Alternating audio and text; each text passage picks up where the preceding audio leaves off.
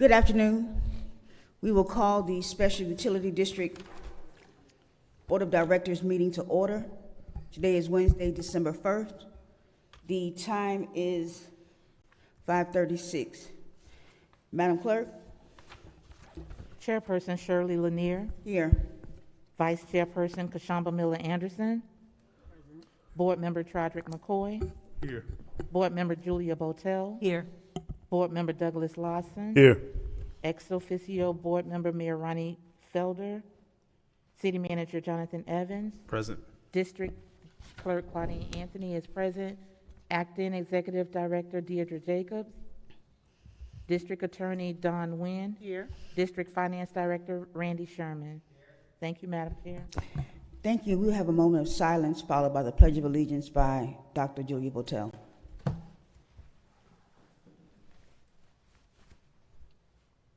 I pledge allegiance to the flag of the United States of America and to the republic for which it stands, one nation, under God, indivisible, with liberty and justice for all.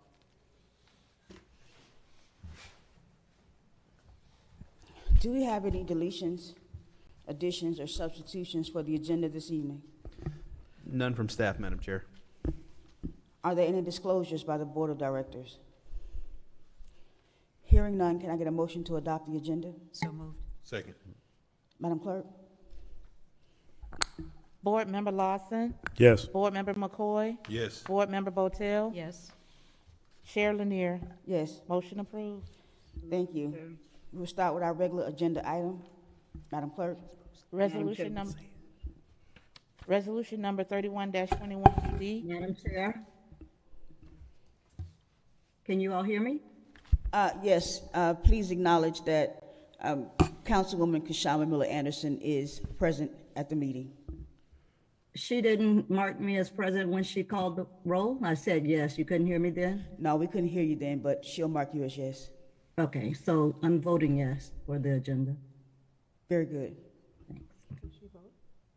Resolution number 31-21 UD, a resolution of the Board of Directors of the City of Riviera Beach, Utility Special District, Palm Beach County, Florida, approving the professional services contract with R&M Service Solutions LLC, Florida, by cooperative agreement on their contract for services with Seminole County to perform unidirectional flushing and repair and maintenance of the water distribution system in the amount of $333,448, authorizing the city manager to approve change orders up to 10%, authorizing the utility district finance director to transfer $29,690.80 from project number 18152 to project number 18158, authorizing the utility district finance director to make payments not to exceed $140,995.80 from project number 18158, authorizing the utility district finance director to make payments not to exceed $225,797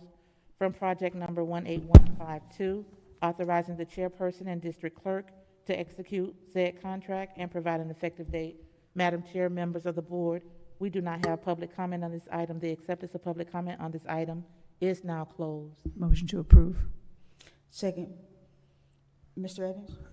Madam Chair and members of the board, just as some procedural items, Board Member Miller-Anderson will be attending via remote status. She's ill, so she will be able to participate in the meeting, both at the utility district as well as the regular city council meeting. Interim Executive Director of the utility district, Ms. Deirdre Jacobs, is not present today, so in her absence, utility district engineer John Armstrong will be making the presentation this evening. Thank you. Mr. Armstrong? Thank you. Good evening, Madam Chair. So, Madam Chair, let me ask a question. I guess I'm reading the resolution that I don't see where it says, I think I heard the clerk read unidirectional, but that's not in this annotated agenda. Is there some difference in what we have in front of us than what's online? Mr. Evans? Madam Chair, the resolution in the title says to perform unit directional flushing and repair maintenance and water distribution line. That's the same item that I'm looking at. Okay, but I was looking for, I'm sorry, are you looking online or are you looking at the paper copy? Madam Chair, I'm looking online. Okay, well, I guess there's some slight typographical errors on the one that's in front of us, because I was trying to follow along, but I don't see unidirectional flushing that she read into the record in front of us. Am I missing something, Ms. Nguyen? On the paper copy? Yeah. Yeah, if you go 8 lines down from the left, I think it's 8, you'll see unidirectional flushing and repair.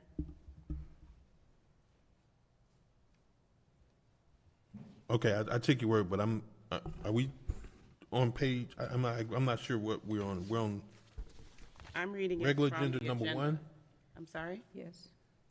and you're seeing it on line 8? No, I have the paper copy. Mr. Evans has the online copy, and we're both seeing it, I Right. believe. I don't see it. Right, but the copy that we have in front of us doesn't read exactly as the clerk read.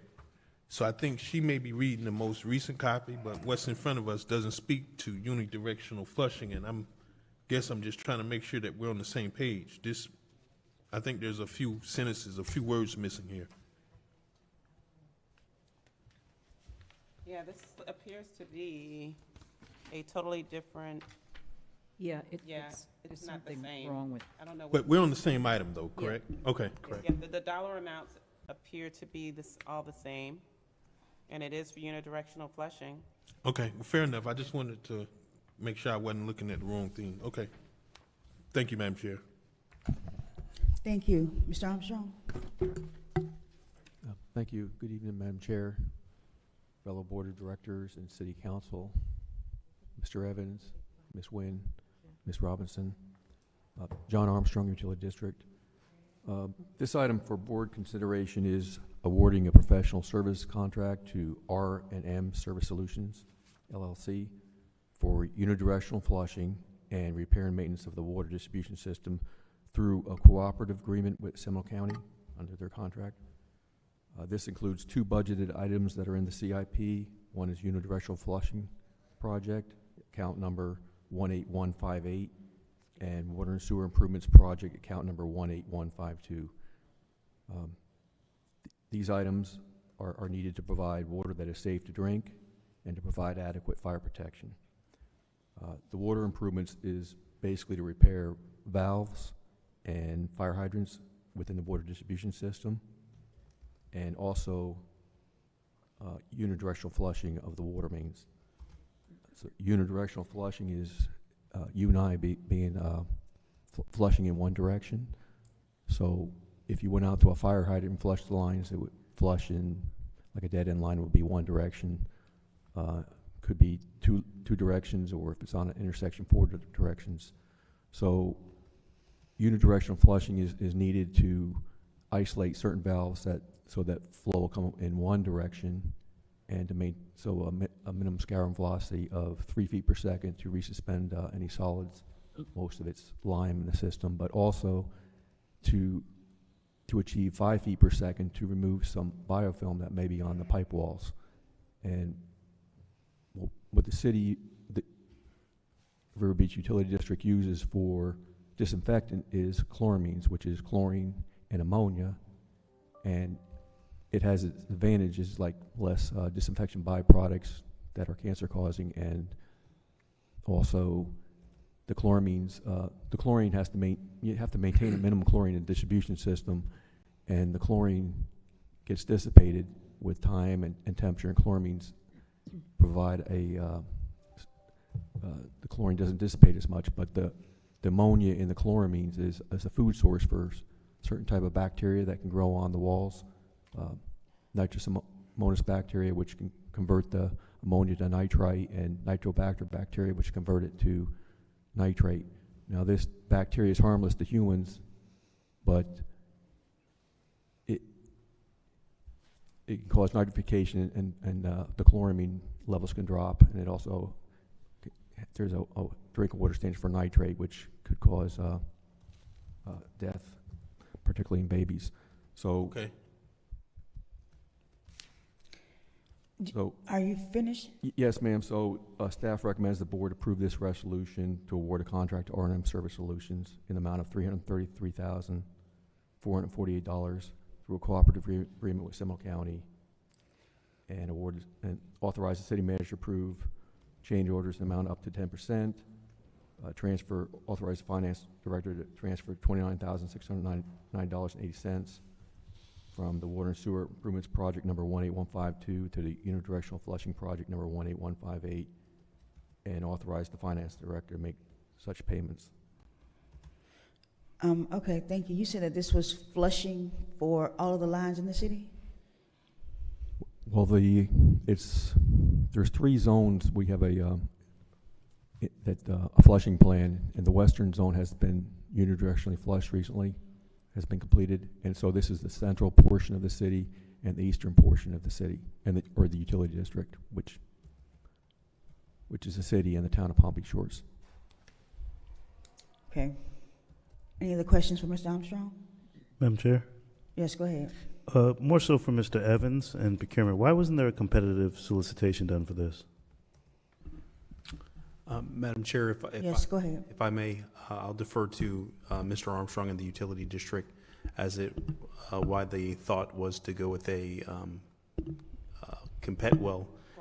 cooperative purchasing agreement through another entity.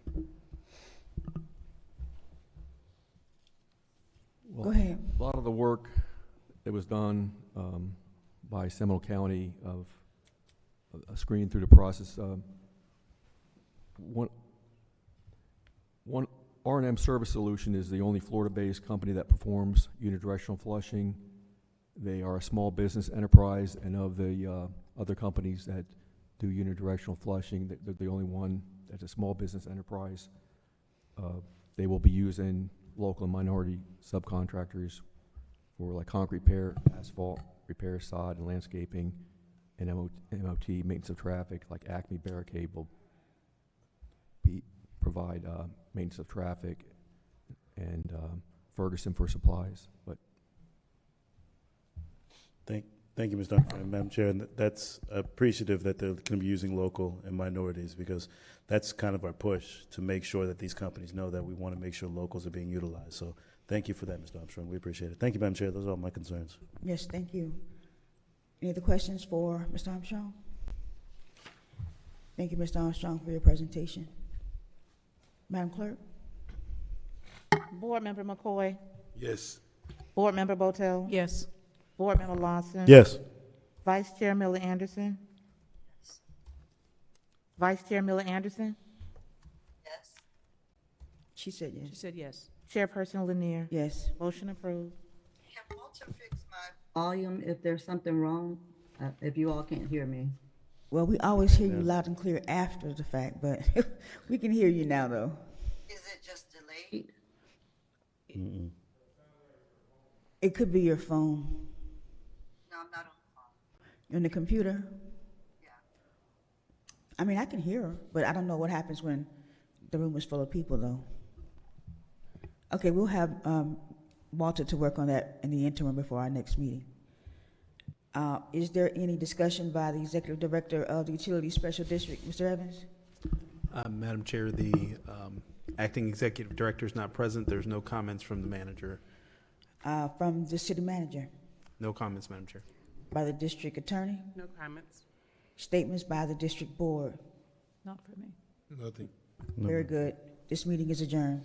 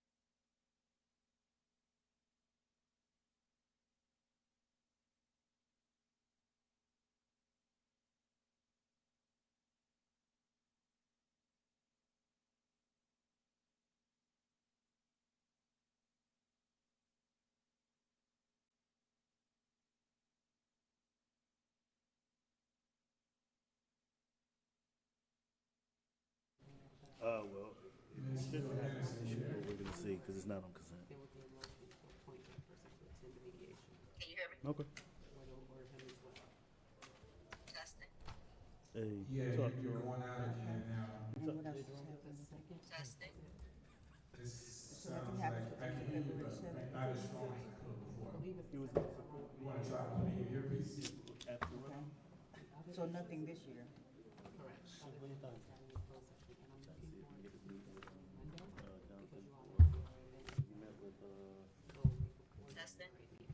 Okay. I can hear you, but you're still faint, you're not as strong as you once were. Hey, what's up, brother? I'm fine, how are you? Hello. Can you hear me now? Now it's fine, whatever you're doing now, I can hear you good. Okay, I took out the earpiece, so this is better? Yeah, let's throw that earpiece in the garbage. Not. Okay, I can't really hear you, but say it on the phone? Yes, ma'am. I hear you fine, we're gonna leave it that way and go to meeting again.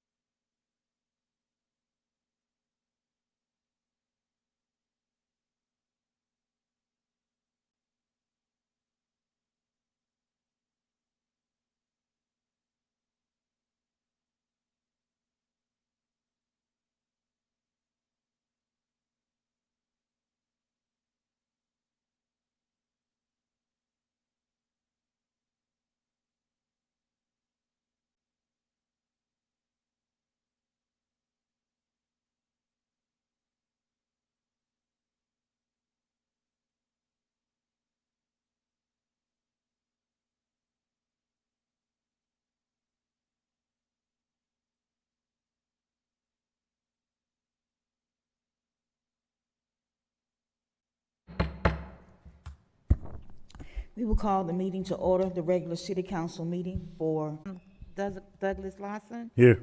Councilperson Julia Botel. Here. City Manager Jonathan Evans. Present. City Clerk Claudine Anthony is present. City Attorney Don Nguyen. Here. Thank you, Madam Chair.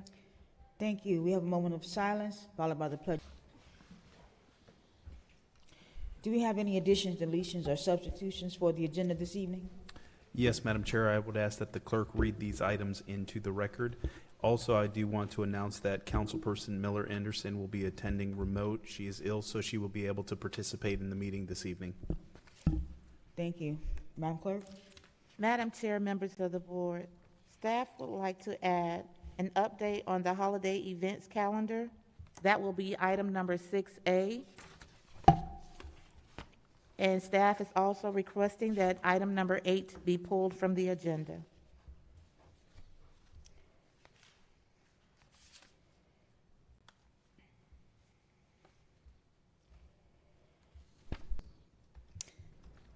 Madam Clerk? Councilperson McCoy? Yes. Councilperson Botel? Yes. Councilperson Lawson? Yes. Pro Tem Miller Anderson? Yes. Chair Lanier? Yes. Motion approved. We are at the consent agenda part of our meeting. All matters listed under this item are considered to be routine, and action will be taken by one motion. There will be no separate discussion of these items unless a councilperson so requests. Madam Clerk? Madam Chair, members of the board, we do not have any public comments on the consent agenda.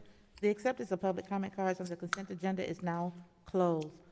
Councilperson Botel? Yes. Councilperson Lawson? Yes. Councilperson McCoy? Yes. Pro Tem Miller Anderson? Yes. Chair Lanier? Yes. Motion approved. Thank you. We are at the awards and presentations part of our agenda. Item number 6, proclamation declaring December 1st, 2021 as World AIDS Day. Madam Chair, members of the board, this proclamation will be read by Chairperson Lanier on behalf of the mayor in his absence. Thank you. Each year on December 1st, people around the world observe World AIDS Day. The day provides an opportunity to show solidarity for those affected by HIV and memorialize those who have lost their lives to the disease. Proclamation from the Office of the Mayor, City of Riviera Beach, declaring December 21st as National AIDS Day. Whereas the COVID-19 pandemic has changed our world immeasurably, and COVID-19 lockdowns and other restrictions disrupted HIV testing, and in many countries— Madam Chair, sorry to interrupt you, but you said December 21st. I think it should be December 1st. I said December 1st. You said 21st. No, I thought I said 1st. Okay, well, my apologies. Thank you. Whereas the COVID-19 pandemic has changed our world immeasurably, and COVID-19 lockdowns and other restrictions disrupted HIV testing, and in many countries led to steep drops in diagnosis and referral to HIV treatment. And whereas worldwide an estimated 37.7 million people are living with HIV, and an estimated 15 million new infections occurred in 2020, which is an estimated 4,100 people every day. And whereas worldwide 16% of people infected don't know their status, and only 73% of people with HIV are currently assessing life-saving antiretroviral therapy, which is considered to be ART. Global spread of HIV infection and AIDS necessitates a worldwide zero discrimination and zero AIDS-related deaths. Whereas the 95-95-95 ambitious global plan to help end the AIDS epidemic has set its target for 2030 that 95% of all people living with HIV will know their status.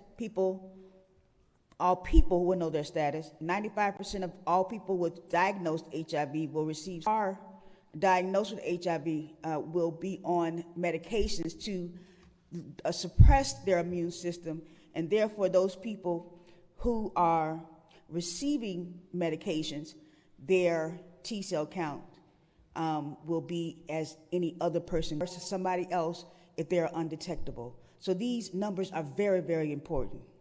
Whereas the World AIDS Day theme in the United States for 2021 is ending the HIV epidemic, equitable access, everyone's voice, And whereas in Palm Beach County, more than 8,200 persons are living with HIV, be it finally resolved that I, Ronnie Felder, but surely, Mayor of the City of Riviera Beach and Palm Beach County, by the power vested in me, by the residents of the City of Riviera Beach, do proclaim December 1st, 2021 as World AIDS Day.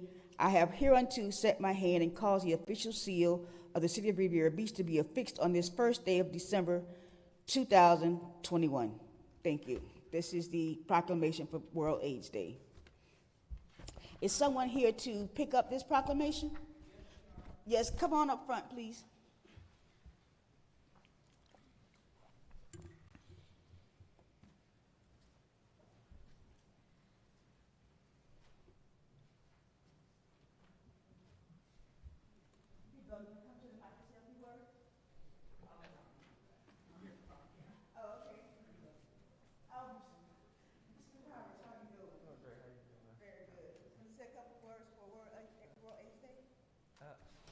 I would just like to thank the City of Riviera Beach for the antiretroviral drugs that medications that we have that basically render people unable to transmit the virus.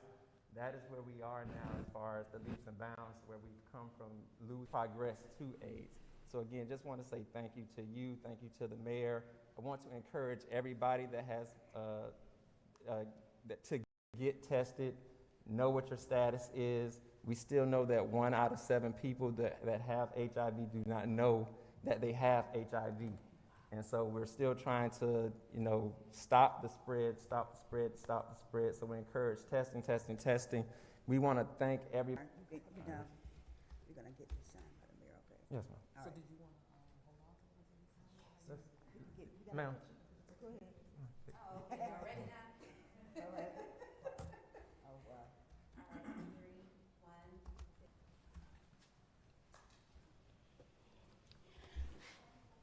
1. Thank you so much. That presentation means a lot to me. I've been working HIV/AIDS for the last 30 years, and to make sure that people who are positive get the medications, and also to people to know their status. Next item, Madam Clerk. Item number 6A, update on the holiday events calendar. Mr. Evans? Madam Chair and members of the board, I have brought in some much needed support from our friends at the CRA to share with you a little bit of the great things that we have going on concerning our Winter Wonderland. So we have Ms. Kristen Hicks as well as Ms. Anita Jenkins that will run you through the sequence of events and activities that we have planned for this holiday season.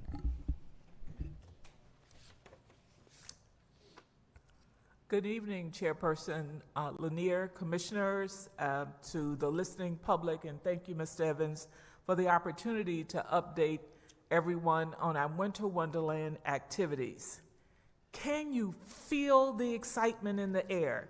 As you drive around the marina, you could see things happening. As you drive around and walk around our community, you can see the change coming for the holidays. We are so proud and so thankful of the opportunity to be standing here, city, CRA staff, to be able to celebrate this season after a very challenging year. And before we give you an update on all the happenings that will be going on in Riviera Beach for the next 30 days, I just want to thank our chief cheerleader, Mr. Jonathan Evans, our partner in all things wonderful in this city, Mr. Blankenship, all of our city departments, our CRA staff, including our wonderful police department, our fire department, and just all of the hands, plus the more than 300 volunteers who have signed up to make the next 30 days so spectacular in our city for Winter Wonderland. We want to invite the public to come out once again to partake in, we think, the best celebration in the South Florida region. And I'd like to ask my colleague, Ms. Kristen Hicks, who has been running around all day all over the park to make sure that all the pieces are coming together, just to tease you, there is still an opportunity. If you've not signed up to volunteer, you can go to our CRA website to volunteer. If you'd like to donate, there is an opportunity to donate. But by all means, we invite you to participate in all things fantastic in Riviera Beach. So I'll turn it over to our tall F tonight to talk about Winter Wonderland very briefly. Good evening. Just wanted to quickly give you an update. Our Light Up Riviera Beach contest, it ends tomorrow. So make sure you guys sign up. Put your business, your boat, your house. There are so many opportunities to win prizes. The prize gift certificate for the Best of Show is up to $200 in gift certificates. So don't miss the opportunity in getting involved and light up the city in Riviera Beach. We want this place to look magnificent for the holidays, so make sure you sign up by tomorrow. Winter Wonderland is this Friday. It opens. We will start at 5 o'clock and we will run until 9. We will have our tree lighting around 6 o'clock with Santa coming in on the fire truck.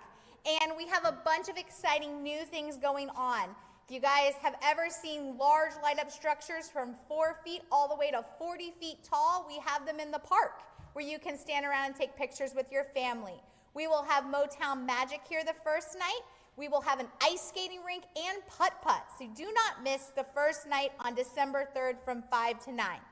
If you can't come out on Friday, there are more opportunities for you. On the 4th, we'll be celebrating Hanukkah here from 6 to 8 with some Hanukkah performers and all the other entertainment and excitement here in the marina with the ice skating and the putt-putt. And that's from 6 o'clock to 8 p.m. on Saturday, December 4th. On the 11th, we have the Nutcracker Ballet coming out. They'll do live performances in the park, so it's free. So come out and enjoy the activities there from 6 to 8 on December the 11th. And on the 18th, we'll be celebrating Kwanzaa in the park. We'll have a drummer and dancer out there and a bunch of other activities along with the ice skating and putt-putt. If you want to participate in ice skating and putt-putt, it's $5 per person, but everything else is free.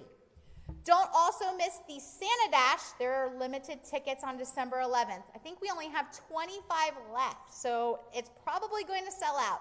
You do not want to miss the fun on December the 11th as we run from Singer Island Community Garden over the bridge and back and have a party with pancakes and a DJ afterwards. And that is from 7:30 a.m. until 1 p.m. And then on December 26th, our Kwanzaa event will be here from 10 a.m. to 3 p.m.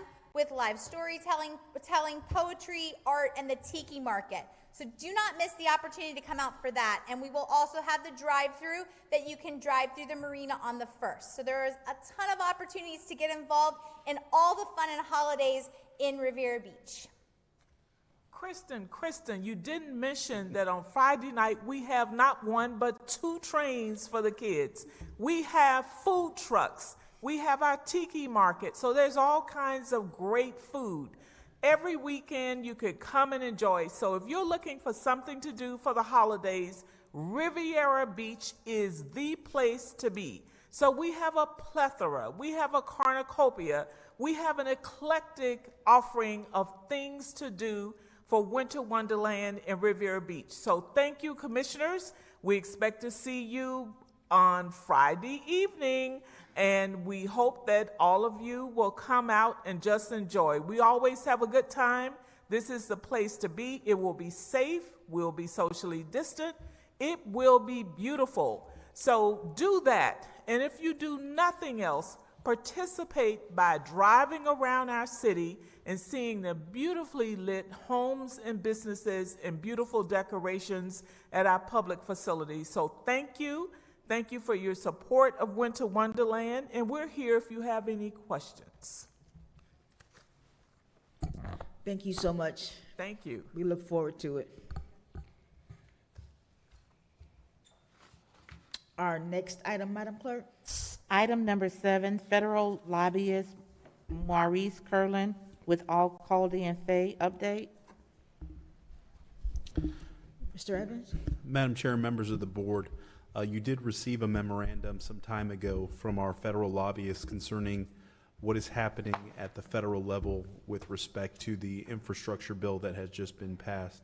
And so we've asked for them to provide a little bit more information and detail for you all, consistent with the memorandum, so you can know what are some opportunities that are on the horizon for the city of Riviera Beach. So at this time, I'll turn the presentation over to Mr. Maurice Kirkland, who would be joining us remotely for this evening's presentation. Yes, good evening, Madam Chairwoman and other commissioners and council members, Mr. Evans. I very much appreciate the opportunity to present to you this evening, and I want to just a quick thank you to Mr. Stevens for making sure that the technology was working. I apologize again that we were having the difficulties previously. With that in mind, I wanted to immediately just respond to your interest in the different. Hold on one second, Mr. Hold on one second, Mr. Curlin. As soon as you said that, it started. As soon as you started saying technical difficulties, we started having technical difficulties. Oh my goodness, I'm sorry. Try it again. Let's see. Okay, I'm gonna just test. Are you guys capturing me okay? I'm afraid you're gonna have to come to Riviera Beach. We had done a test earlier with Mr. Stevens. Let me see what's going on here. I just. He sounds But it's fine on here. But it'd be too hard to. In the building. If we He's can, fine on here. Mr. Kirkland, if we can kill the video, it may help with the bandwidth and clear up the signal. Okay, let me do that. How about now? Let's see. Is that much better? Nah. I'm afraid not. It started out so good, though. There's got to be something that's simple because it started out crystal clear. So I'm not sure what happened between that. Yes. I don't know. I do not know. We had done this test before. I apologize with Mr. Stevens. Yes. I'm afraid we're not going to be able to do this presentation this evening. There's no way that we can hear that information the way that it's up and down that way. We may can come back to it. I don't know, but Mr. Evans, I don't think that we'll be able to, not with that, the way that it is now. Madam Chair, if I may, if we can go on to the next presentation and probably reestablish the connection and having him call in, okay. That may be a better resolution. If got it? If that doesn't work, then we'll reschedule the presentation. But if we can go on to the next item and then we'll come back to this. Excellent. Next item, Madam Clerk.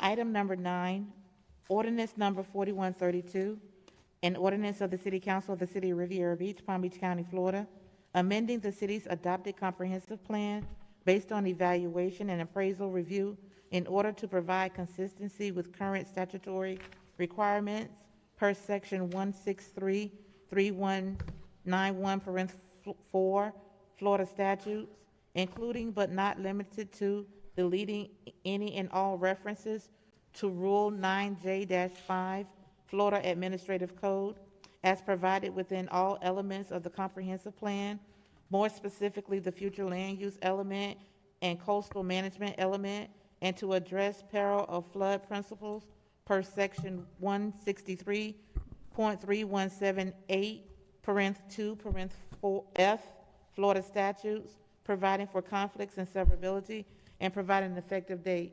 Madam Chair, members of the board, we do not have public comment on this item. The acceptance of public comment on this item is now closed. Motion to approve ordinance number 4132. Second. Mr. Evans? Madam Chair and members of the board, if I can have the Director of Development Services, Mr. Clarence Sermons, make this presentation. Mr. Sermons. Thank you, Mr. Manager. Good evening, Madam Chair, members of council. I am before you to represent this item, which is an amendment of the city's comprehensive plan consistent with our required update of this plan for the 7-year review. If there are any additional questions on this item, I am here to address them. Thank you. This is a second reading of this item. Yes. Correct. Are there any questions for Mr. Sermons in regards to this item? Thank you. Madam Clerk? Councilperson Lawson, Yes. Councilperson McCoy, Yes. Councilperson Botel, Yes. Pro Tem Miller Anderson, Yes. Chair Lanier. Yes. That motion is approved. Thank you, Mr. Sermons. Next item, Madam Clerk. Item number 10, resolution number 140-21, a resolution of the City Council of the City of Riviera Beach, Palm Beach County, Florida, authorizing the assignment of ground lease with Riviera Beach Event Center, LLC, to the Riviera Beach Community Redevelopment Agency, approving the form of an assignment and assumption of ground lease from Riviera Beach Event Center, LLC, authorizing the mayor and city clerk to take such actions as shall be necessary and consistent to carry out the intent and desire of the city, providing for an effective date. Madam Chair, members of the board, we do not have public comment on this item. The acceptance of public comment on this item is now closed. Motion to approve Resolution 140-21. Second. Mr. Evans? Madam Chair, members of the board, City Attorney Ms. Dawn Nguyen will make this presentation. Ms. Nguyen? Thank you, Madam Chair. At a recent CRA meeting, the CRA board made the decision to have the Marina Event Center placed under the control and operation of the CRA. This item here just confirms that from the city standpoint. The CRA will assume full control and responsibility of the Marina Event Center, and this is basically the winding down of the new market tax credits. So you all approved this as the CRA board previously, so it's the same item. Any questions in regards to this item? Madam Clerk?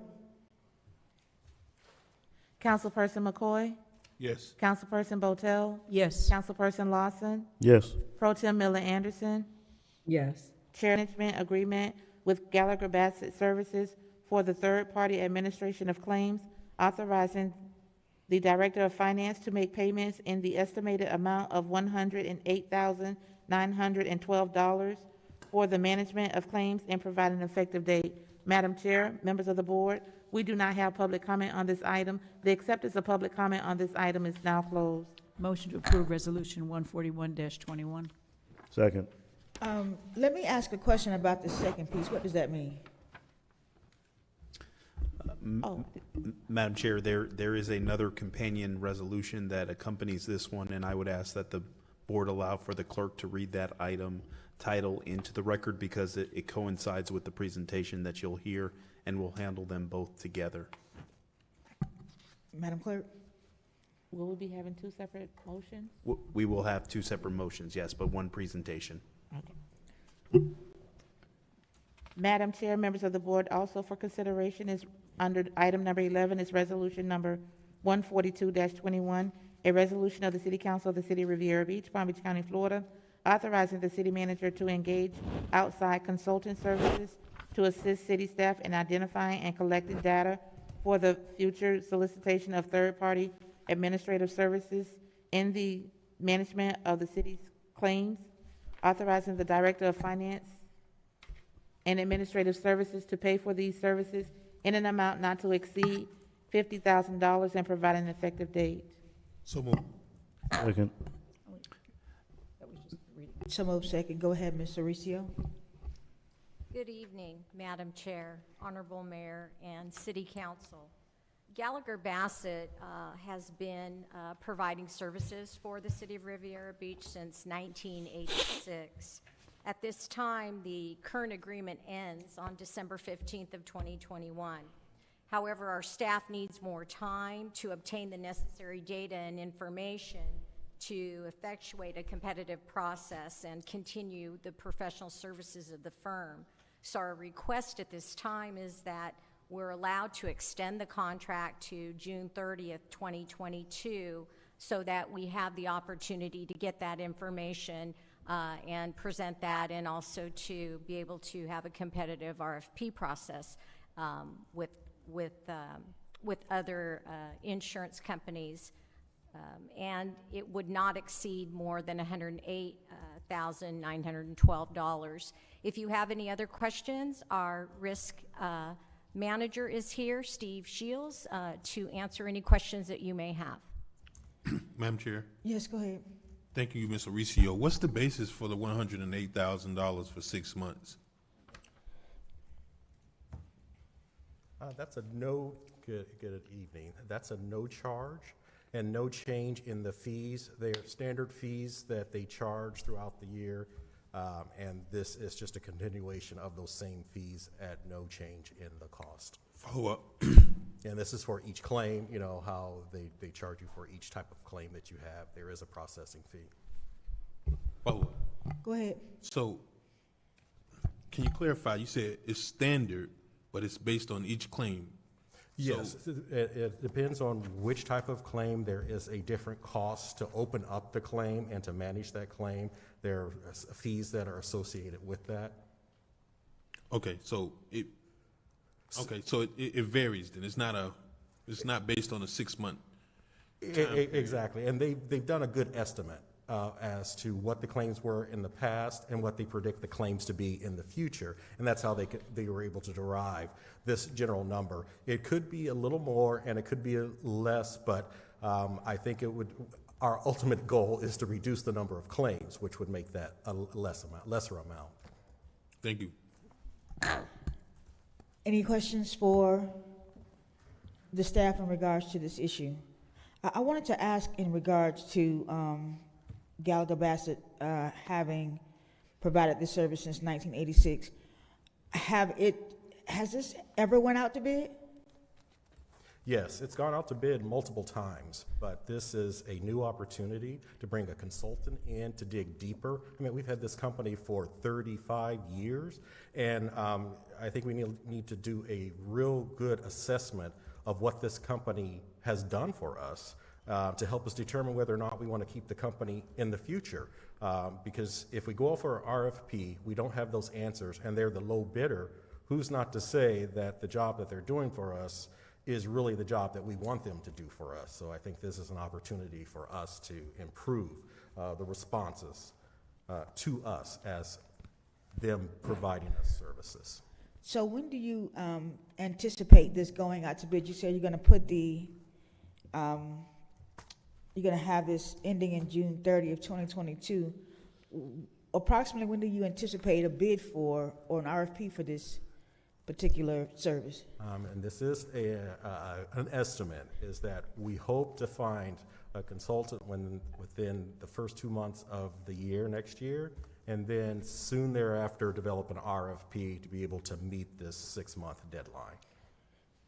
Okay. And you know, there will be a transition period if we choose a different provider, so I believe there is a potential extension for additional 3 months.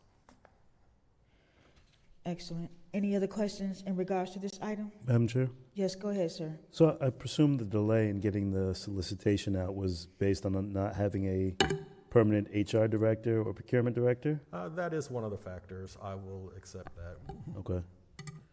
So now that we have our permanent director, welcome again, we'll be able to move forward in an expedited fashion. She's been a fantastic help in helping to champion get things done. So Sweet. We're glad she's here. Thank you. Thank you, Madam Chair. Thank you, sir. Madam Chair? Yes, go ahead, So sir. before you leave, Mr. Shields, so Resolution 142-21, the $50,000 is for us to engage a consultant, and we're being asked beforehand to authorize $50,000 expenditure?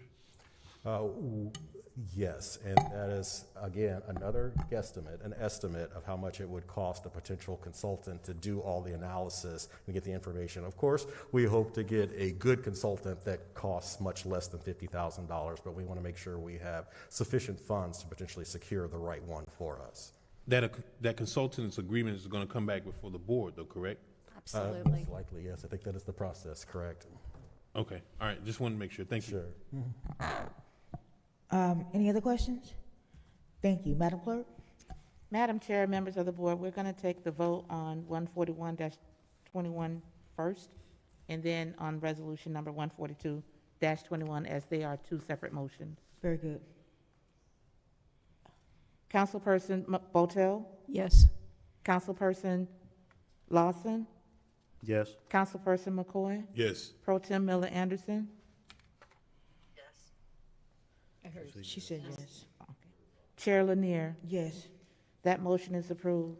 We're now down to approval of resolution number 14221. Councilperson McCoy, Yes. Councilperson Botel, Yes. Councilperson Lawson, Yes. Pro Tem Miller Anderson.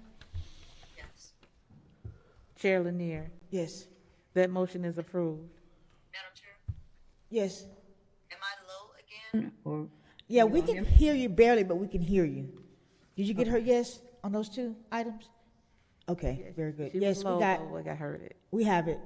Okay. Go ahead with the next item, Madam Clerk. Item number 12, resolution number 137-21, a resolution of the City Council of the City of Riviera Beach, Palm Beach County, Florida, approving a 4% cost of living salary adjustment for non-affiliated employees effective October 1st, 2021. Mr. Madam Chair, Evans. members of the board, we do I'm not sorry. have any public comment on this item. The acceptance of public comment on this item is now closed. Motion to approve Resolution 137-21. Second.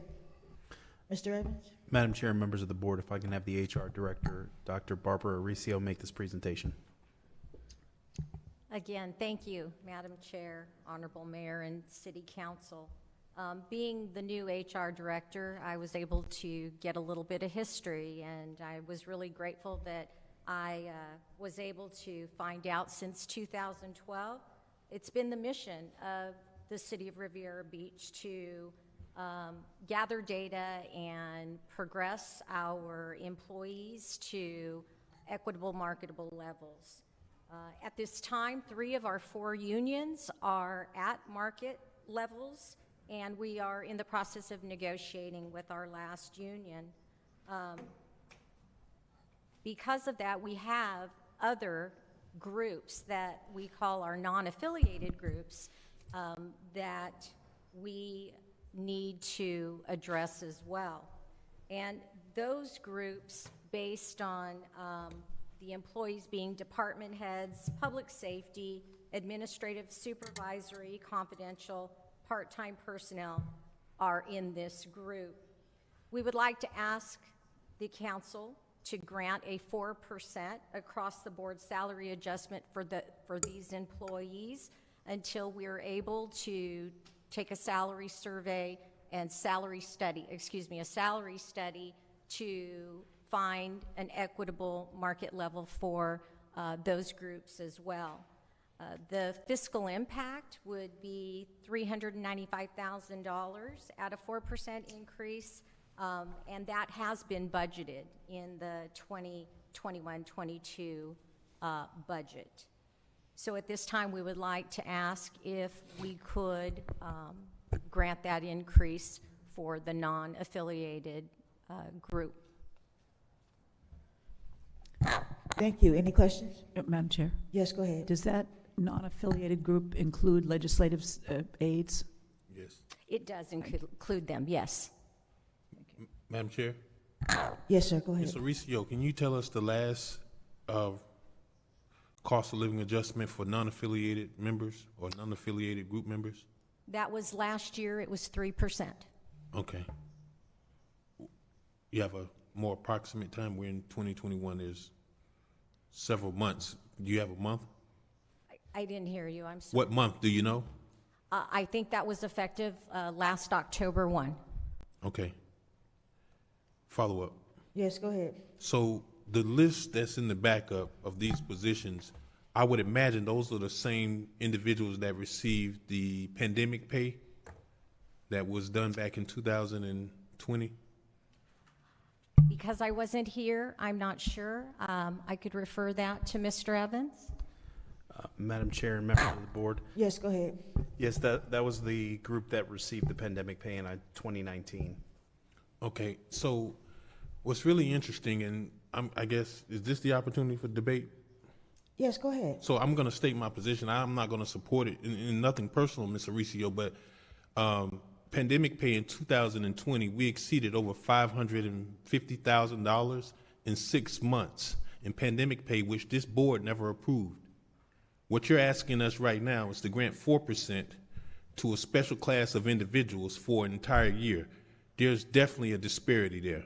So if we spend over $550 in 6 months for an unapproved pandemic pay policy that was done to all the administrators, disregarding the first line responders and police and fire, now we're being asked in this fiscal year, although budgeted, to approve $395,000 just to carry us through the end of the fiscal year. That definitely doesn't add up.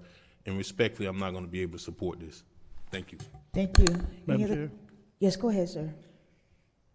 What is the rationale for the 4% versus the standard 3%?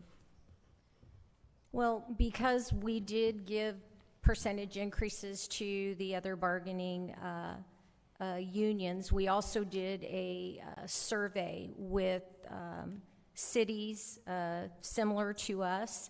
They ranged from 1.5% to 8%. So having that be in the middle, coming up with that 4% was based on what we've seen in our other cities, municipalities, and also Palm Beach County. Okay. And of that pandemic pay that was paid out, how much we said to receive back from the federal government? I didn't hear you. Of the pandemic pay that was paid out, how much of that are we set to receive back from the federal government for reimbursement? Mr. Evans? Madam Chair, members of the board, I'd have to defer to Mr. Sherman because the reimbursement is contingent on FEMA's review, and that sometimes takes years for them to review. But I don't know if there's had been any conversations or discussions with FEMA as a result of that. Mr. Sherman, can you provide any additional insight?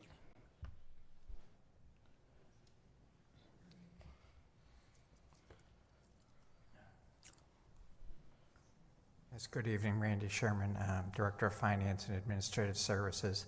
The total claims that we put in for all pay, and again, that included the special units at the fire department, because remember, they were running a special vehicle and everything, I think totaled up about $396,000.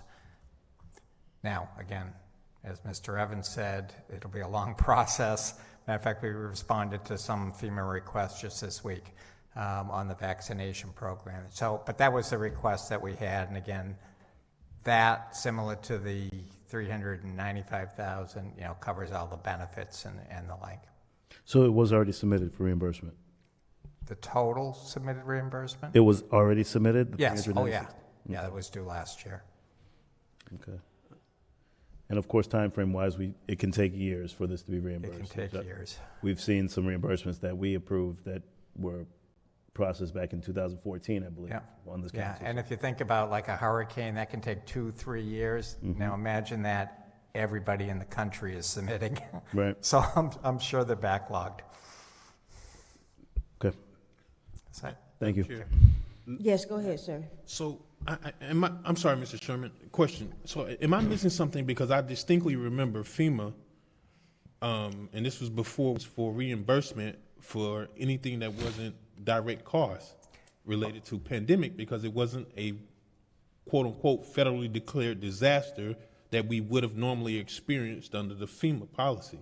Yeah, they're not paying for our normal everyday work that was done. And you're saying everything up and above, but we're talking about we had staff members from the very first hour receiving pandemic pay. That's not above and in excess. That's the very first hour they were receiving. Right, but keep in mind, part of that pay was still their regular pay, is what has been submitted. Okay, thank you. Madam Chair? Yes, go ahead. Just one more follow-up. I guess it's just difficult for me to support this item now because I know that the county just recently gave their raise, and theirs was based on a 3%. Not that's cost of living now is going to be tough to support. So that's my concern. Thank you, Madam Chair. Thank you. Madam Chair, if I may. Yes, go ahead, sir. Just for some point of clarity, that tranche of monies, the money that we have set aside for the utility district, they have utilized that for premium pay or pandemic pay or incentives as it relates to getting vaccinated and the like. And so there was premium pay that was provided to all our labor units, as well as modified work schedules, as well as additional vacation time and other elements that were provided to the employees. So it was something that was done holistically throughout the city. The variations and how that worked were different amongst different units, but there was premium pay that was provided and additional benefits during that time.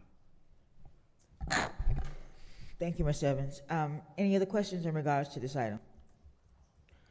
Madam Clerk, for your presentation. Yes. Next item. Madam Chair, at this time, we're going to see if Mr. Herlin is available for his presentation. Okay. Can you all hear me now? This is Maurice Herlin with Alcalde and Fay. Yes. Various federal funding mechanisms for water infrastructure. We know that this is a priority for the city with your water treatment plant.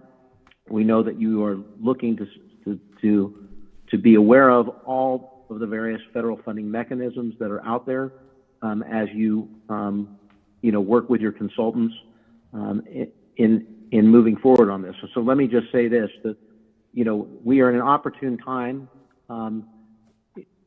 First of all, with your American Rescue Plan Act allocation, that with that bill having passed back in March, and the millions of dollars that were allocated to the city and to determine how best to utilize those in water and water infrastructure with specifics. So that is number one. And of course, you all have received 50% of your allocation this year, and then an additional 50% will be coming next year. With that being said, 3.5 weeks ago was the passage of what you all have probably read extensively about or seen different articles, what's been known as the Bipartisan Infrastructure Package. The different areas I'll just touch on quickly was transportation dollars, water infrastructure, electric vehicle charging, and broadband, and some other items. And for purposes of the water infrastructure component, which is what we were talking about now, it actually provides significant additional dollars to what's called the state revolving loan fund programs. And that's drinking water and clean water. And of course, you all are interested, but you may all, in the case of Florida, the Florida Department of Environmental Protection, and have them take these federal dollars and administer them through the state revolving loan funds. Basically, having the city submit an application to the infrastructure bill that everyone has been talking about, including the president and the Secretary of Transportation and others from the administration, is this is providing a significant injection of additional dollars above and indicated among every state. And in fact, the bill itself had a policy provision in there that said 49% of those funds should be for grants, and possibly forgivable loans. So not only just low interest rates, but potentially what's termed as negative interest rates, which is a grant. And so that's something that is a major mechanism that the city should be looking at. Look at that instead of the revolving loan funds, because just administratively it's easier for them, and then sometimes it can be better to just go to the private markets, but it all depends on what your debt ceiling is and your ability to absorb private sector debt. So those are two of the major things I want to talk about. American Rescue Plan, ARPA, which passed back in March and gave you that big allocation, which you received 50%. The infrastructure bill that passed, which is capitalizing, increasing actually the dollar amounts that are available through FDEP. They start going down the priority list. And, the idea being now that there's all these additional billions of dollars available, that in a particular year, they wouldn't run out of dollars. And, Riviera Beach, if it was applying this year, could get within the dollars that are allocated. Sometimes in years past, some people are making these requests later in the year, and the dollars from the revolving loan fund have been used up, and it requires a community to go back to the next year. So those are the two primary request, specific, direct congressional member directed amount of dollars coming to the city. And obviously, you know, there will be a new member of Congress in place, and we would go to that person. I've mentioned that this particular mechanism last because even though it can be an available tool, it usually is very small in dollar amount. So generally speaking, the dollar amounts that come through this when they're available range from about $500,000 on the bottom to maybe $2 million, maybe $3 million at the most. So it can be helpful, but for what you're trying to do, it's the other two options that are really what you want to be looking at. So your ARPA dollars, which I know the community, you know, the city has spoken about that's the community, top community need, and that's where you intend to direct those dollars, but also to combine it with state revolving loan funds.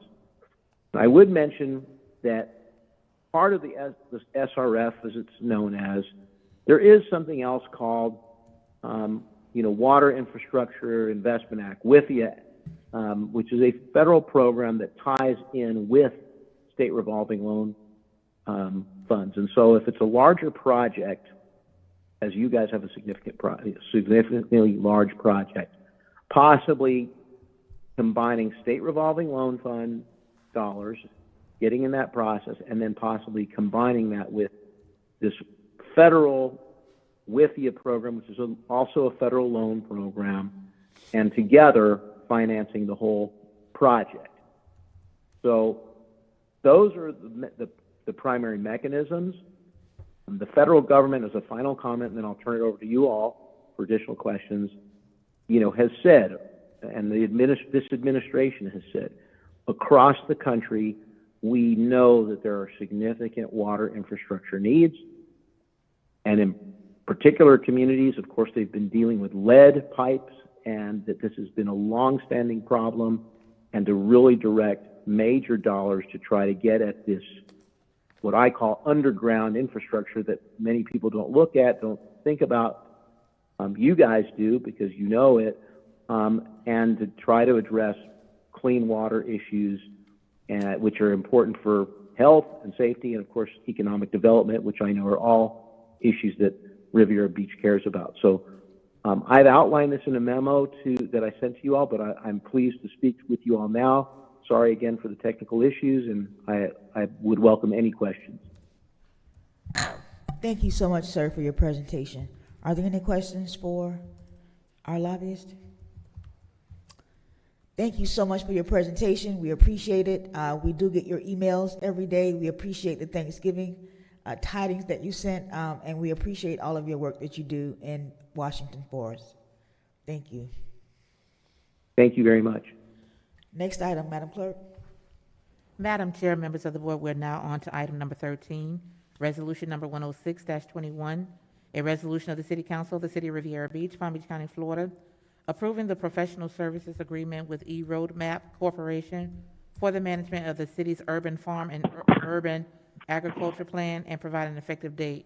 Madam Chair, members of the board, we do not have public comment on this item. The acceptance of public comment on this item is now closed. Motion to adopt resolution 106-21. Second.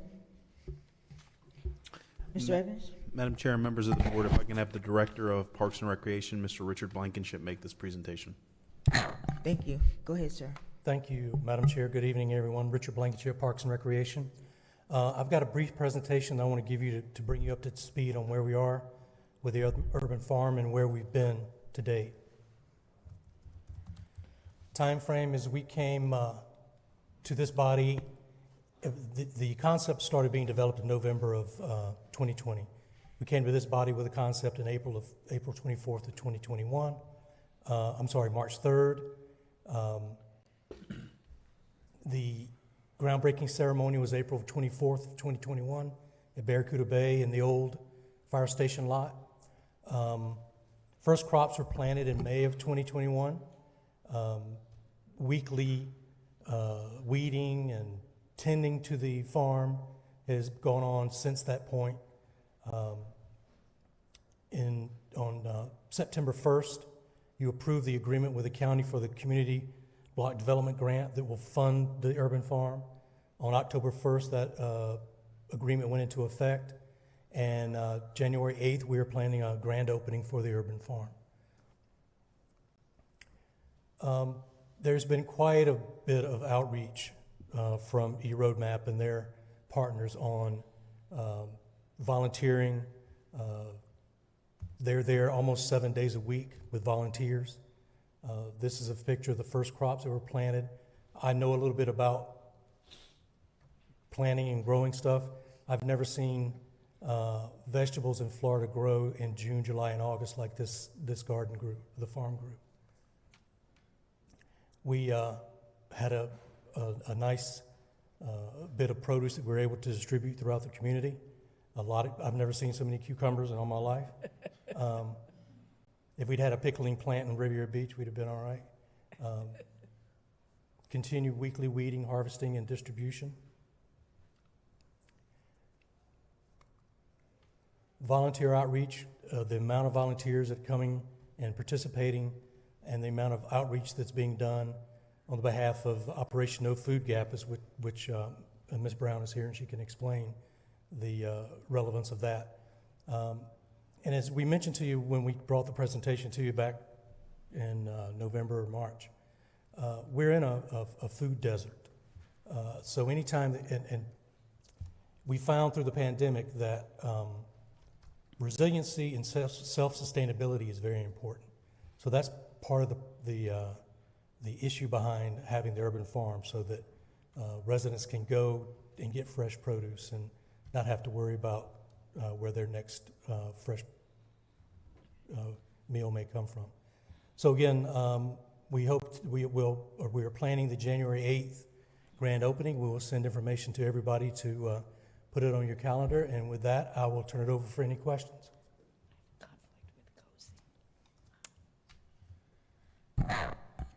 Thank you so much. Madam Chair. Yes, go ahead. Just a quick remark or two. What you didn't mention, Mr. Blankenship, and thank you for this, is just a beautiful project.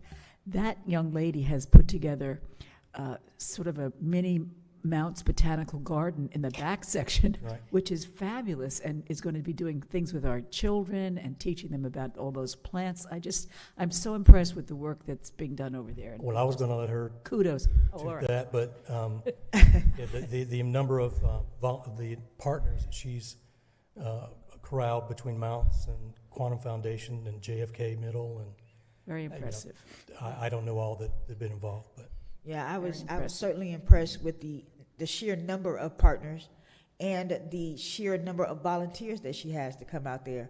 Actual volunteers, people, they don't get paid. They come out there and they weed and they pick the vegetables and they take them to people's homes, and all this stuff is done by volunteers. And it's just really phenomenal that we have something like that in our city to be able to provide that kind of fresh food to the people who live in this community. Are there any other questions in regards to this item? Madam Chair. Yes, go ahead, sir. Blankenship. Yes, sir. The Community Development Block Grant, September 1st, I think you said it was? October. Well, you approved, the council approved the agreement September 1st. It went into effect October 1st. How much was the full amount? $100,000. Okay. And how much of this is allocated to this project? Is it $36,000. Okay. All right. Thank you so much. I just can't say enough about this project, because this is something that we have been, I have been wanting to happen in the city, instead of just having a few gardens here and there around the city, have a full-fledged farm that we can harvest to provide fresh fruits and vegetables to our community. So I'm very happy about this moving forward. Are there any other questions in regards to this item? Madam Clerk? Councilperson Lawson? Yes. Councilperson McCoy? No. Councilperson Botel? Yes. Pro Tem Miller Anderson? Yes. Chair Lanier? Somebody answer it for me. I'm sorry, Ms. Anderson. I say, where did that echo come I was so from? excited. I'm so sorry. Pro Tem Miller Anderson? Yes. That motion is approved with Councilperson McCoy dissenting. Thank you so much. We are at the end of our agenda, and there are no other items that are listed, so we're going to move into public comment at this time. Madam Chair, members of the board, are we going to wait till 7:30 before we close the acceptance of public comment? Yes. Okay. We'll wait until 7:30 to actually close it, but we're going to start now. Okay. Please be reminded, the City Council has adopted rules of decorum, public conduct during official meetings, which has been posted at the front desk. In an effort to preserve order, if any of the rules are not adhered to, the council chair may have any disruptive speaker or attendee removed from the podium, from the meeting, and/or the building if necessary. Please govern yourselves accordingly. Public comment shall begin at 7:30 p.m. unless there is no further business of the City Council, which in that event, it shall begin sooner. In addition, if an item is being considered at 7:30, then comments from the public shall begin immediately after the item has been concluded. Any person who would like to speak during public comments, please fill out a public comment card located at the front desk and give it to the staff before the public comment section is announced. Amon Israel, Lloyd Brown, Denfina Woods. Madam Chair, members of the board, Mr. Israel is being called first because he did put in a card for 13 that I overlooked. Oh, for the farm. Okay, sorry about that. Good evening, council. Mayor's not in this. Jonathan, City Manager. On December the 11th, we're going to have a seminar at the Garden, and we're going to be dealing with a vegan breakfast and juicing. So we want to invite the community to come out. You want to call the number that's made available to you. We know that high blood pressure, cholesterol, and diabetes run rampant through our community, so we'll be discussing juices that will help you to correct that. Thank you very much. Mr. Amon, what time does it start? 11. 11 o'clock? 11 o'clock on the 11th. That's a Saturday. Right. And we do start on time. Thank you so much. Lloyd Brown, Denfina Woods, Bessie Brown. Well, I used to beat him in basketball, so he got a first on me. But anyway, we had 400 years of trauma, and now it's self-inflicted by our black leaders. And this is how I feel. We have no real black leaders, no real guidance from you leaders. I mean, your leadership has broken our legs. You give us a turkey and tell us everything is great and not the limp. Black people used to seek a better life in America. Now we seek having a leased Lexus, expensive tennis shoes, a couple credit cards, and a corner in the neighborhood to talk about how bad it is in our neighborhood. We have no leaders, like I said, to lead them to seek a change for a better life. And like I said, you break our legs with your programs that really never help us. Then you tell us, like I said again, not to limp. And let me just tell you about a situation. I was looking at this store in the corner, and so I explained to this girl, I said, you know, I don't go there because they don't wash their hands. Let me tell you what she told me. Well, they don't do it in the white stores. Well, they lynch people too, so why you complain about the black guys killing each other? If that's the case, she didn't make no sense, but she was educated. So she telling me that since they do it in the white stores, it's okay for the black guy to do his own people. So, I mean, that doesn't make any kind of sense to me, and I don't know how she can tell me that. And then I talked to a preacher. See, I talked to everybody, and the preacher told me, he said, you know, I said, hey, man, why you ain't hiring these guys, you know, black guys? First thing come out of his mouth, do you know that money in the Black Wall Street turned over 19 times before it came out of the neighborhood? I'm looking at him like, what the hell are you telling me that for? And you got some other guys here working for you. And then I'm looking at him, and he's telling me, well, he want me to go with him as far as, you know, getting people to vote. I looked at him like he got to be crazy.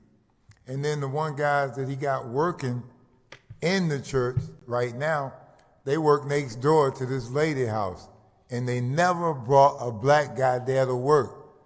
And he told me he didn't get these guys because they made a mistake, but I guess it was only 2 guys in the neighborhood, two black lawn maintenance people. He couldn't go look around. He said he hired black and brown.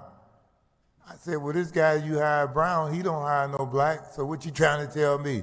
And 90% or 100% of the money that's put in your church, 40% of it go to other minorities that are out there, or whatever minorities, but that's a shame.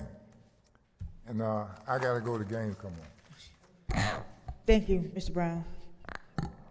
Denfina Woods, Bessie Brown, John Miller.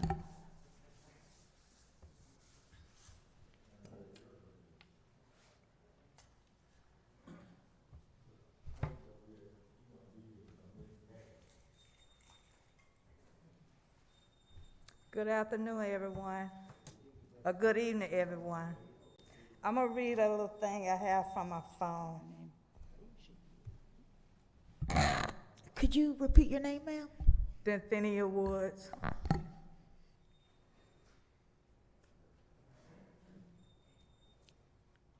It's about it's about Bishop Masters. I was here last month to talk about Bishop Master, and it was about, I would like to see Bishop Thomas Master to have a sign in his name on 9th Street from Australia to Broadway in Riviera Beach, from Broadway to Australia on 9th Street. That's all I have to say. I have a question. How often do I have to come here to find out a result on y'all voting for that? We'll have someone to answer that question. Ask who? We'll have someone answer the question after everyone is done. There's questions that'll be answered after that. Okay, thank you. Thank you. Bessie Brown, John Miller, Doretta Polk.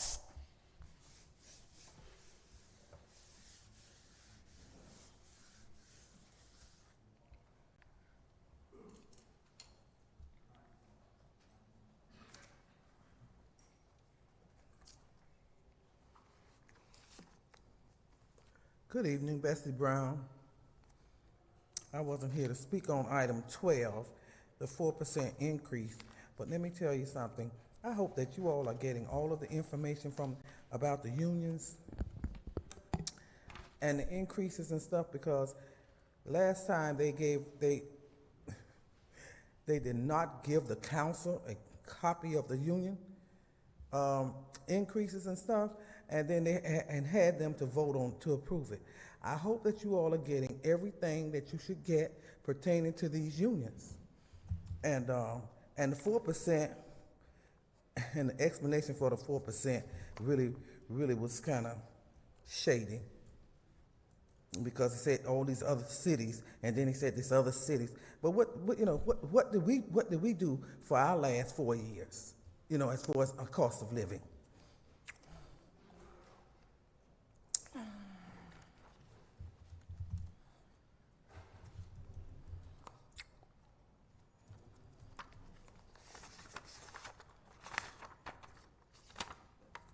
Oh, the community block grant for the urban farm plan. That's a good thing. It was $36,000. I just want to know what's going on with the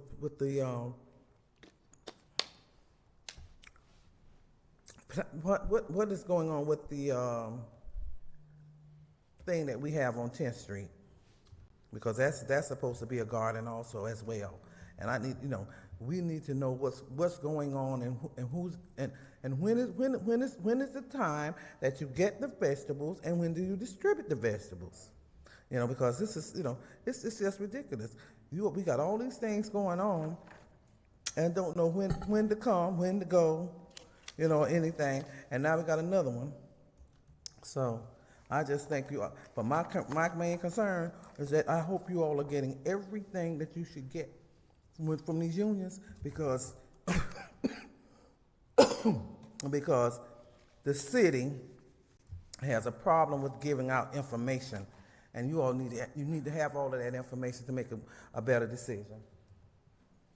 Thank you, Ms. Brown. John Miller, Doretta Polk, J.B. Dixon. Hello, everybody. John Miller. I don't come up here very often, but what I try to do is, first of all, I try to be positive. Even if I say something negative, I try to follow it up with a positive or a suggestion, all right? I want to talk about the lawsuits. You know, working in the private sector for 46 years in the construction industry, I never saw so many lawsuits as I'm seeing here.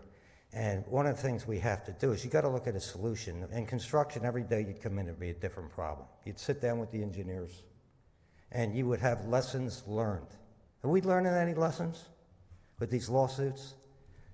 When I got hired by Fortune 500 company Sunoco, I had to go to a seminar with other people who were hired in that month. We spent a whole day with an attorney. The attorney explained to us what we could be liable for or put the company liable for. And we need to do this. We need to, if you want to say, you just need to put something together to lower these lawsuits down. I listened about the insurance. I laughed about the insurance. Listen, I've been driving, showing my age, for 56 years, all right? So I've been insured all those years, all right? Thank God I've had good luck and didn't have an accident. If any of you have an accident, what's happening? Your rates are going up. If you have another accident, they're going up higher. If you maybe do it a third time, you might not be able to be insured. I'm surprised with all the lawsuits that this city has, that we have any insurance. I heard the statement about that, well, we paid the $300,000 deductible. That's what we have to pay. Guess what? Down the line, if you keep having all these lawsuits and we don't mitigate some of the stuff beforehand and avoid things that we can't stop all lawsuits because anybody can sue anybody. We knew that. But you're going to have, instead of a $300,000 deductible, you're going to have a $500,000 deductible. And the next thing, instead of paying $100,000 for 6 months, you'll be lucky if you pay $300,000 for 6 months. I mean, think about it. It's dollars and cents. And I don't think that we should be, you know, I listen to, and this is not pointing the finger at anybody, because when you do that, I learned in construction, take a look at your hand. Free's coming back. It's learned from it. Lessons learned. Talking about some of these lawsuits that come up, and I am from a police family, right? And I do know that plenty of police make mistakes. But let me tell you something. If we're just going to point out what they did wrong, let's talk about the entire incident so everybody sitting here knows what happened. Not just, this was wrong. Thank you so much, Mr. Miller, for your comments. Doretta Polk, J.B. Dixon.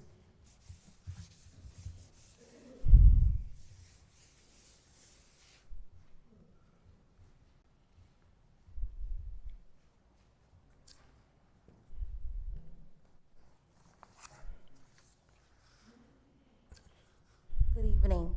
My name is Doretta Park, and I'm a resident of Riviera Beach, and my condolences do go out to you, Mrs. Anthony, and the loss of your husband. I want to speak on the resolution 137-21, which I didn't think I would have to speak on that, but prior to my retirement, we had the union. And people who did not want to join the union, they just had just as much rights, and they got just as much more money as concerning the people who were in the union. They got just as much as we did. So when you talk about the cost of living and adjustments for the non-affiliated employees, I think these employees deserve this. I was just looking at the news today and yesterday. The cost of living is going to go up next year. We're in a crisis. There's people who live in this city that doesn't know where their next meal is coming from. And for you all to, you two young councilmen, to vote against this, this is wrong. Because I think everybody deserves a raise. Just because they're non-affiliated, you're going to segregate them and say, no, you don't deserve this? I think everybody, because everybody is going through situations with their finances in this city and other cities. So I think we need to start thinking about kindness and empathy for people instead of just saying no, no, no.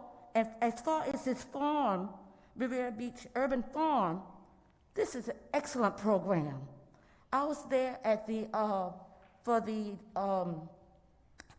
Halloween program they had, and there were parents out there saying thank you for the vegetables because they cannot buy them in the store because the prices. So we got to look at everybody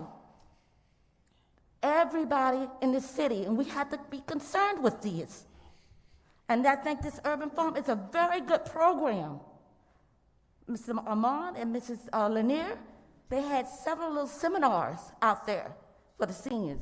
And I learned different things concerning ginger. So I think this is a very good program. And I'm very, very shocked that you two councilmen, McCoy and Lawson, you voted against, not the urban farm, you didn't, but Mr. McCoy did, but for the union, that these are non-affiliated employees. Thank you so much, Ms. Because Paul. they deserve it. Thank you so much, Ms. Thank Paul. you. Thank you. J.B. Dixon.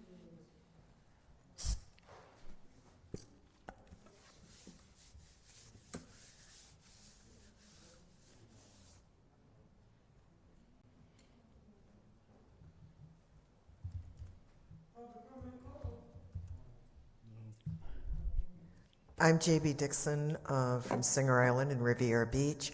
I am one of the directors of Friends of the Riviera Beach Schools, a charitable foundation of 501c3. And for a number of years, we do a number of things to enhance the learning experiences of children in our city, such as museum trips and things that the school district does not fund. In addition to that, for a number of years, we have done Christmas at Stony Brook, which is now Azure Estates, and each year we've managed to do more. We are not like the usual toy drives where people buy a toy unwrapped and it's for a boy age 6 to 9 or a girl age 4 to 7. We also do not give things for free, being of the opinion that there's no such thing as a free lunch and that we need to teach our children that.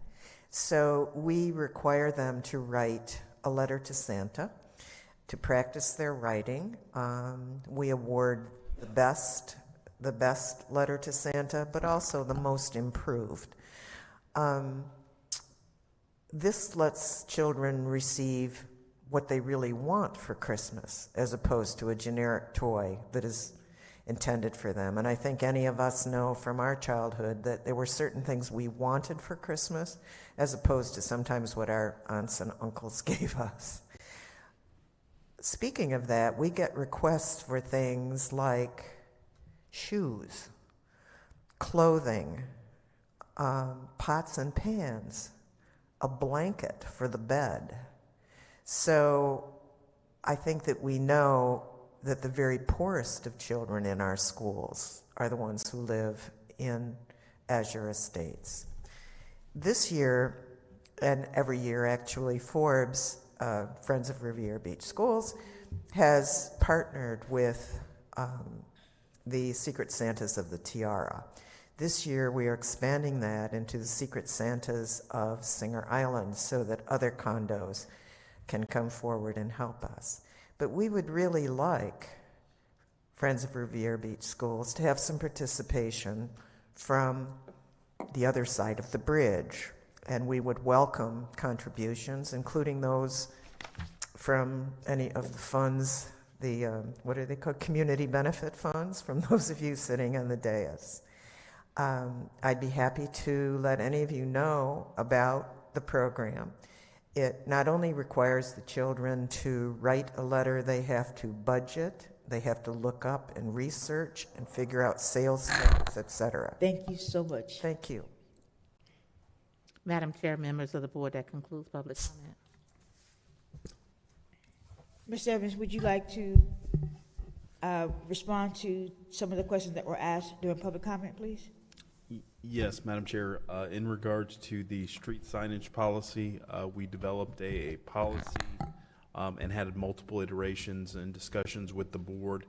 And at the direction of the board, we have basically taken that policy and set it down to discuss at another moment. But it was, from my recollection, the board's desire that we wanted to hit pause with regards to that and establish a program that looks at some of the facilities and the spaces that we have, because as we look to reimagine our community and build out other spaces, how we're going to have a naming convention or how we're going to come up to the determination of that, a staff is certainly working on something that's a little bit more robust. So that's that policy is basically on hold at this particular moment, and staff hasn't brought forward any recommendations or any names for the naming of facilities at this particular moment.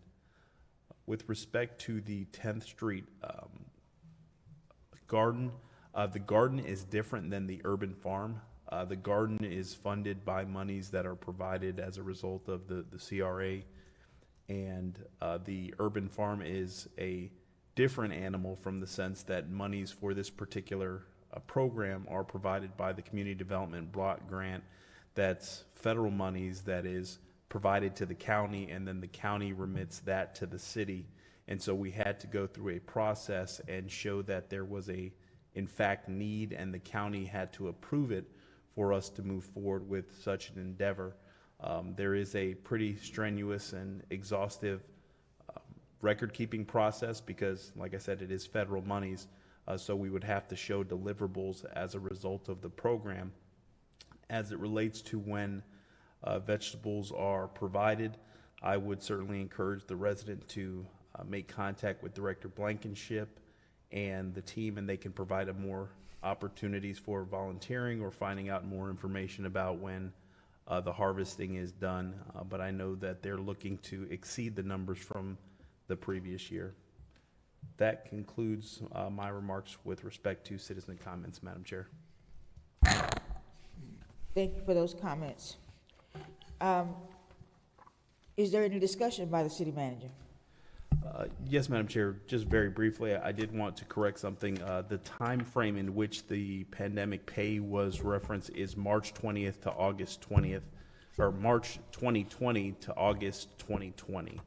So I did want to correct that for the record.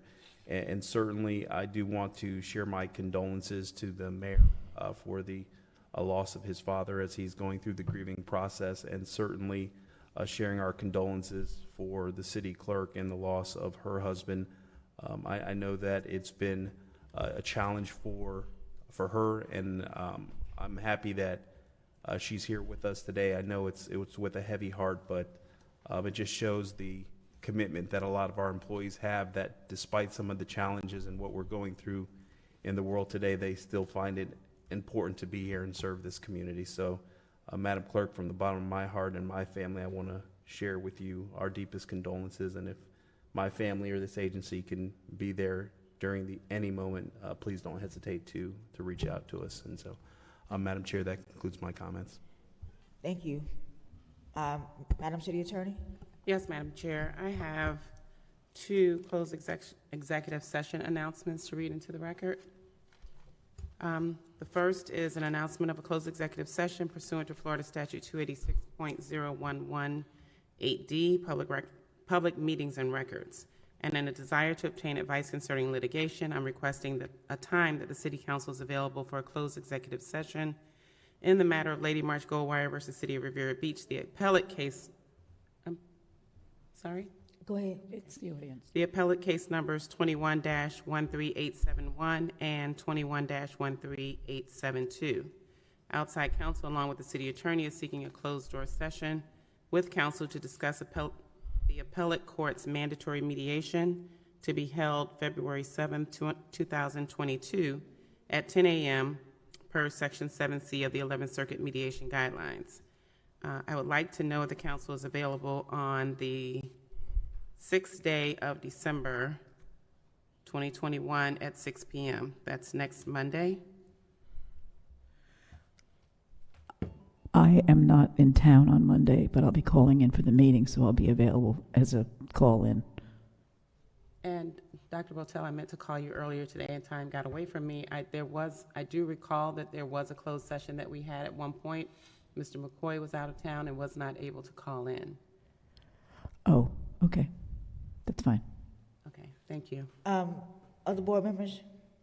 Madam Chair, I'm sorry, Madam Chair. Yes, go ahead. Ms. Nguyen, is that, Mr. Evans, Ms. Nguyen, is that the same time as our special city council, special CRA meeting at 6? Yes, it is. It would be held before the special CRA meeting. So, I mean, do we try to move it up a half hour, or do we? The problem with moving it up a half an hour is that it's very difficult for Pro Tem Miller Anderson to make the meeting at 5:30.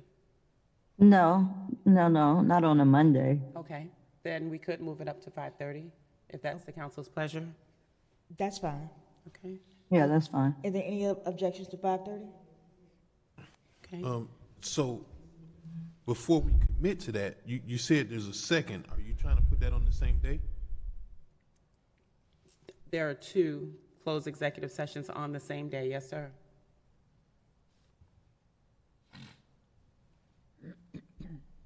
Well, Ms. Nguyen, I mean, are you anticipating them to be long discussions? I mean, I know you can't always predict us, but I mean, we're not supposed to be holding a very long conversation on any of this stuff.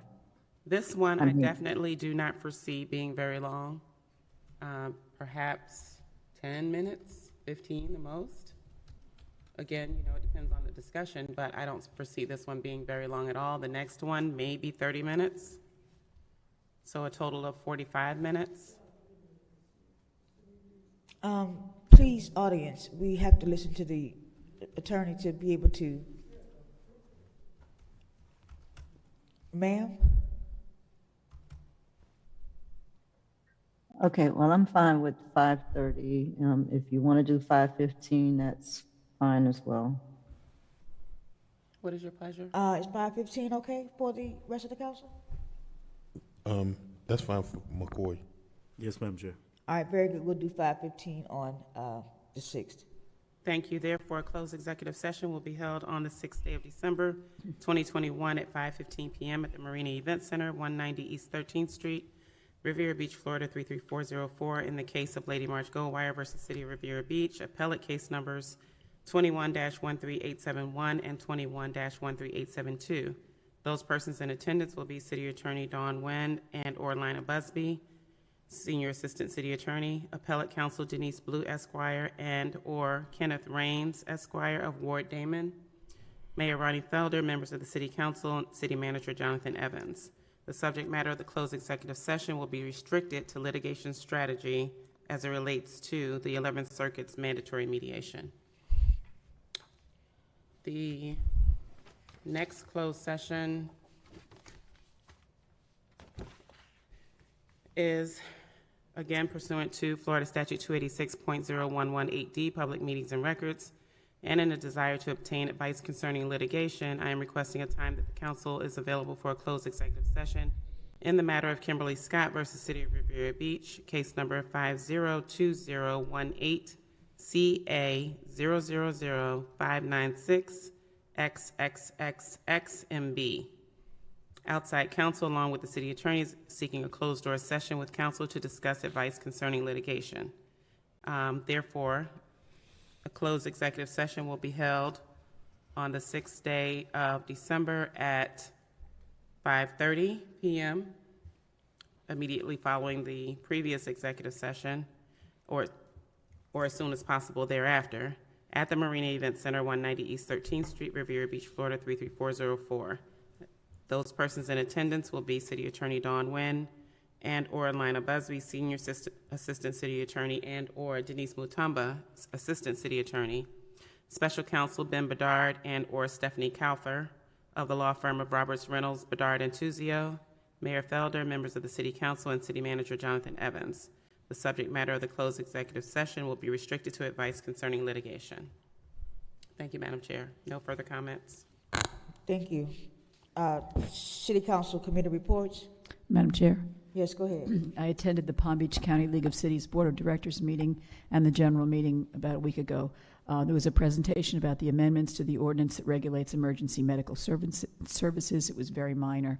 There was also a fee change proposal from the Division of Environmental Public Health of the Florida Department of Health of Palm Beach County. That was pretty significant. They're going to increase a lot of fees, and I sent Mr. Evans the information about both those, in addition to the legal report that was very interesting for us in particular, because one of the cases revolved around customary use of the beaches, and the other one was about recovering attorney's fees in Bert Harris cases. Again, I provided Mr. Evans with those. At the general meeting, the Palm Beach County Literacy Coalition gave out certificates to those cities who participated. I'm happy to say that we got one this year. Very good. So I have it to give to Mr. Evans so he can frame it and keep it in his office. And today I attended the Palm Beach County Hunger Relief Advisory Committee meeting. We discussed the accomplishments, the food bank updates, and hunger relief targets review, and I'll send information. I actually did send Mr. Evans information about that. And I also had the kickoff meeting of the newly constituted Tourism Advisory Committee today. I appreciate that Mr. Evans was in attendance, and we'll be meeting every other month on that topic, and those are my committee reports.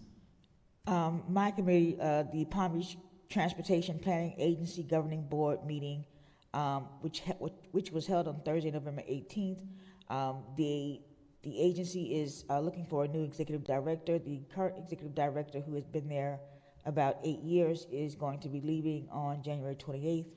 And there are a search committee also at that meeting. They put together a executive board which will be making recommendations to the committee, to the governing body about who to pick for the executive director search. Also, the discussion centered around the Infrastructure Investment and Jobs Act in terms of the increase of 30% for transportation across the country, but what the Palm Beach County Transportation Authority will do to be able to pull out some of that money. And also, there is a FDOT project that is going on down Australian from First Street all the way to Blue Heron in regards to redoing the lights in that area. That is my committee report. City Council statements by the mayor and the City Council. We'll start with Ms. Miller Anderson. None at this time. Thank you. Mr. Lawson. Thank you, Madam Chair. Just wanted to echo the sentiments of our city manager. Thank you, Ms. Anthony, for being here tonight. Prayers are with you and your family, and to our mayor, prayers are with you and the Felders. And that's all my comments, Madam Chair. Thank you. Mr. McCoy? No, sir. No, ma'am. Ms. Botel? Thank you. We're continuing our planning for the health care for the entire community to be held at Azure Estates, formerly Stony Brook. We've had a change of date. I think I mentioned this earlier because the community center will not be complete. So it's going to be on December 18th from 11 a.m. to 3 p.m. And we will be sending out flyers to the whole community and posting it on social media. I've been also working with the Friends of the Riviera Beach Schools. As you know, my affiliation with that group goes back quite a few years. And I think Ms. Dixon said everything there is to be said, but I just want to read this because I think you'll get a kick out of it. We just got some of the letters to Santa. This one is priceless. I won't say the name. Thank you, Santa. I really love you and hope you get me what I want this year. I know you have a lot of kids and toys to deliver, but if you can give me my stuff first this year, I promise to give you more milk and cookies. Now, is that a kid who's learning to negotiate? I mean, there you have right there, learning not only the importance of writing, but for negotiation. So just to give you that bit of information. I invite my colleagues and staff to join us for the Christmas party that we'll be doing over at Stony Brook. We're starting at 11 on December 24th, and it promises to be a lot of fun. Of course, our homegrown Santa will be there again this year, if I can convince him to put that suit on one more time. If you'd like a copy of the Singer Island newsletter, Ms. Lee Innocenti is putting out the current edition, I think today. And so you can contact her at leein@hotmail.com. That's LEEINN@hotmail.com. I also want to give my condolences to City Clerk Anthony and to Mayor Felder for their losses, and thank you. Thank you. Join us to start the Kwanzaa holiday on Sunday, December 26th from 10 a.m. to 3 p.m. for the City of Riviera Beach annual Kwanzaa celebration. Expect live storytelling by myself, poetry and art. The poetry and art is coming from our youth empowerment program, and the storytelling is going to be through our public library. This event will be held in collaboration with the CRA's Tiki Market, which we're going to celebrate Ujama, which is cooperative economics for the principles of Kwanzaa. And please come out and support our small businesses while learning more about Kwanzaa. On January the 1st, the last day of Kwanzaa holiday, everyone is welcome to drive through and view the decorations associated with the principles of Kwanzaa. Thank you so much for the meeting this evening. Our condolences to the mayor and to our current city clerk. This meeting is adjourned.